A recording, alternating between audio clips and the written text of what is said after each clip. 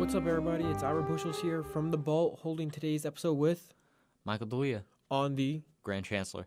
All right, Mike, take it away. All right, so I was writing a paper yesterday for one of my classes on domestic terrorism, and one of the biggest issues that popped up was the matter of ideology, such as communism, anarchism, and white nationalism, fascism, radicalized religiosity, as one would say. To put it in plain terms, it's not a new occurrence. There's been terrorist acts in the United States since the time of Lincoln. Even later on into the Industrial Revolution, you have the assassination of William McKinley, the U.S. Steel strikes, where multiple workers were fired upon by essentially contract killers, or not contract killers, but mercenaries. But even before then, it pre-exists it in terms of how it can indoctrinate and radicalize people. The whole purpose of ideology is to, create a willfulness to fight and die for that ideology. Ideology not only creates a sort of will to fight and die, but also it drives to remove the survival instinct. One could use the berserkers, who believed that if they were to fall in battle, they would fight alongside Odin in Valhalla. The Crusaders, they believed that if they fell in battle doing what they believed to be the will of God, fighting against the Ottoman Empire in the city of Jerusalem, they believed that they would earn their way into heaven. They would get absolution, or what would be called baptism in blood. That is, let's say you were going to convert to Christianity and you were on your way to baptism and you got into a car accident and died. Your willfulness alone would be sufficient to have given you a baptism. But that's a slight digression.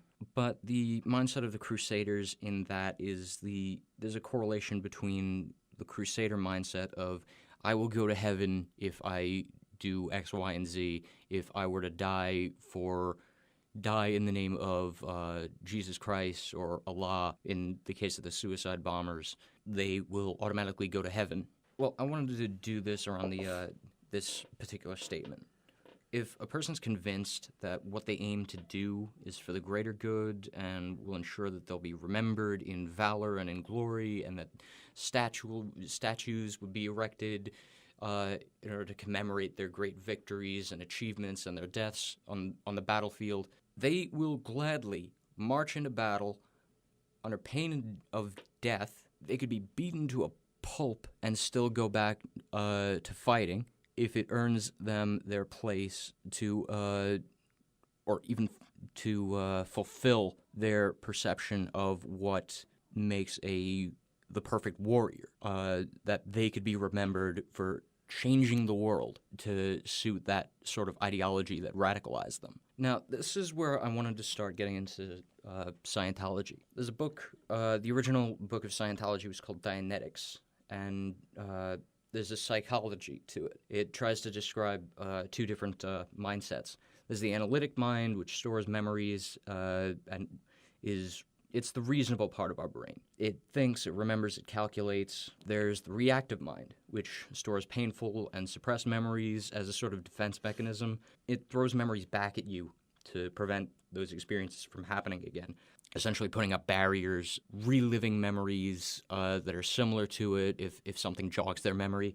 And it's the cause of fears and insecurities and all of that, which is essentially a combination of the emotional and survivalist minds, or rather just human emotion and animal instinct. And this is essentially what this ideological propaganda is meant to address. It appeals to all three parts of the brain, or in this case, both parts of the brain.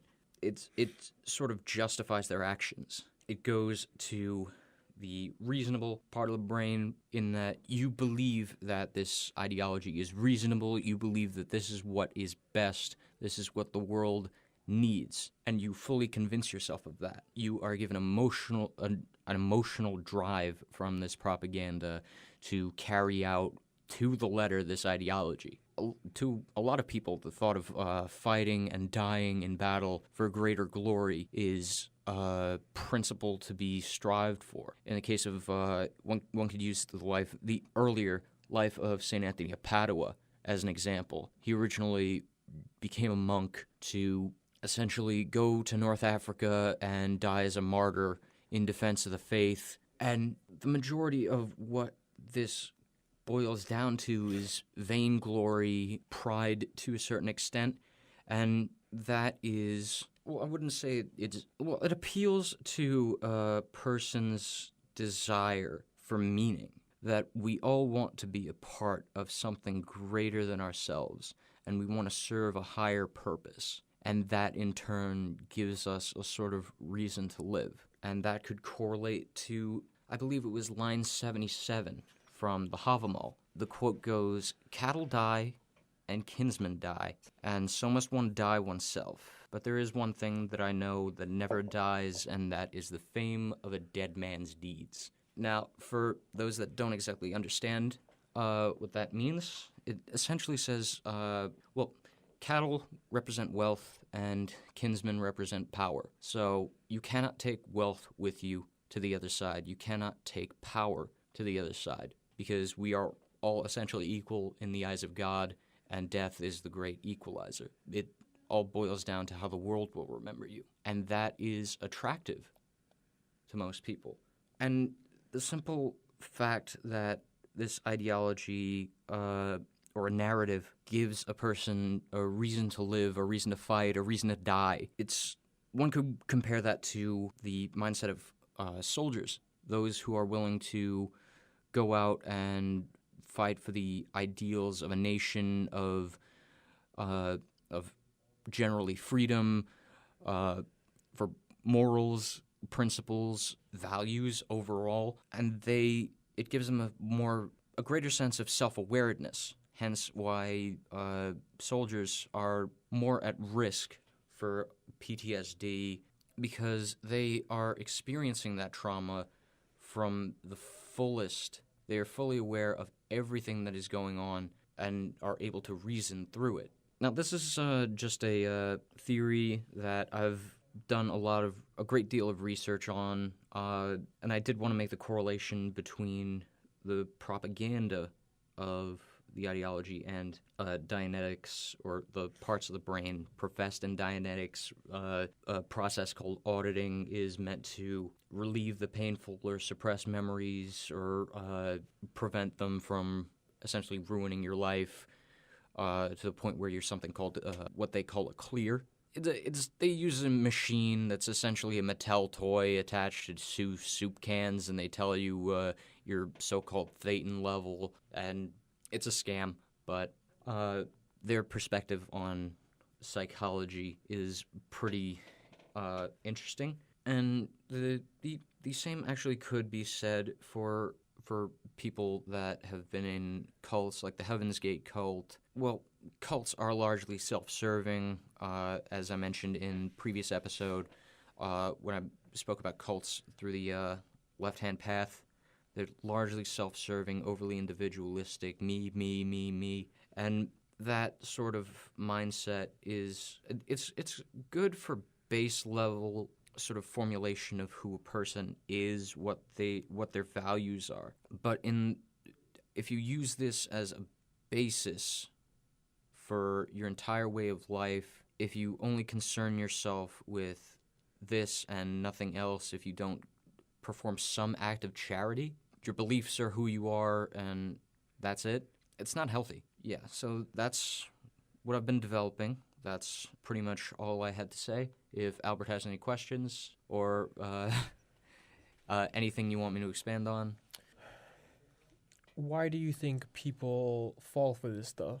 It's difficult to say because it varies by person, but in the larger case, it's a thirst for meaning.